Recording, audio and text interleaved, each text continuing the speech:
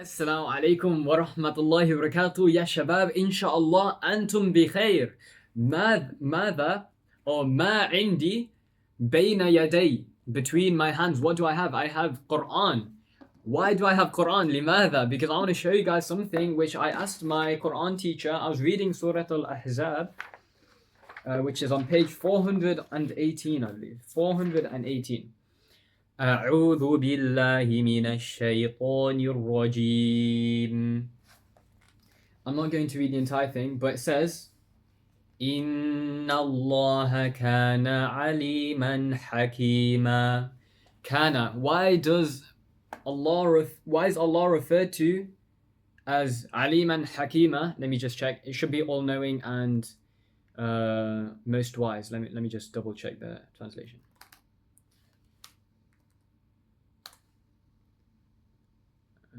Okay, all knowing, all wise, as I said. So, Inna Allaha kana aliman hakima. Inna Allaha, indeed, Allah. And then kana is used to refer to past tense. So Allah was all knowing, all wise.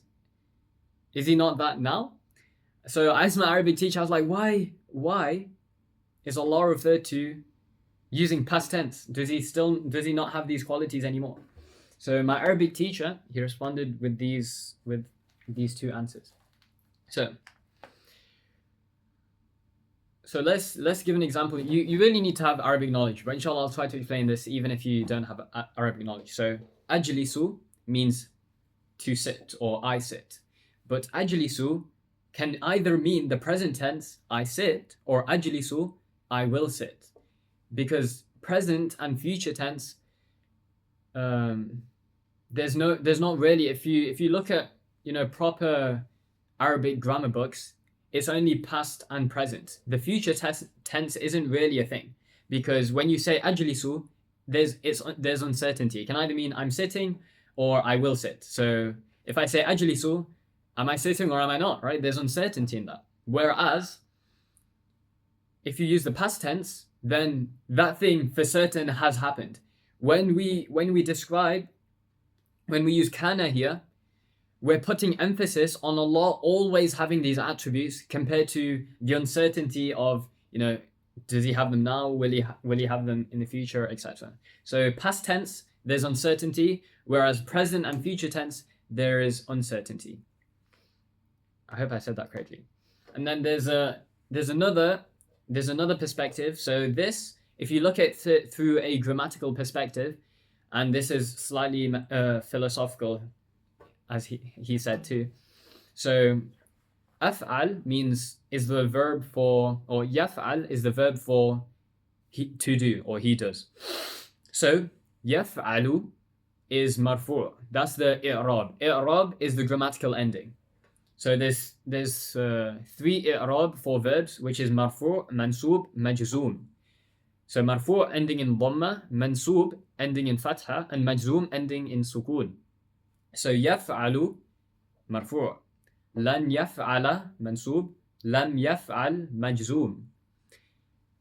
Present tense verbs are able to change their i'rab, their grammatical ending, whereas past tense verbs, af'al al-madi, they cannot change their grammatical ending, their i'rab. So why is this? I mean, how does this relate to what we're talking about? So past can't change, whereas present tense verbs are susceptible to changes of i'rab, grammatical ending, which shows that there can be distortion in the present and the future. Whereas for past tense, it cannot be distorted. It has happened and that is certain.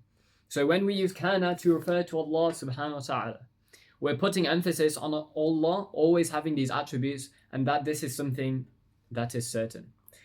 So this is only something you learn if you study balagha or Arabic grammar. Balagha is not Arabic grammar. Balagha is like a rhetoric. Let me search for balagha. Let me get the definition for you guys. Balagha is a classical Arabic discipline of rhetoric. What does rhetoric mean? Rhetoric, how language can be used to convey meaning. So it's definitely a lot more complicated. So you'll see a lot in poetry, in the Quran. really, Arabic is a very beautiful language because you can go so in depth in it, subhanAllah. So yeah, inshallah this helps. And assalamu alaikum wa rahmatullahi wa barakatuh. As always, if you are more knowledgeable than me, which likely you are, guys, so inshallah please correct me if I'm wrong.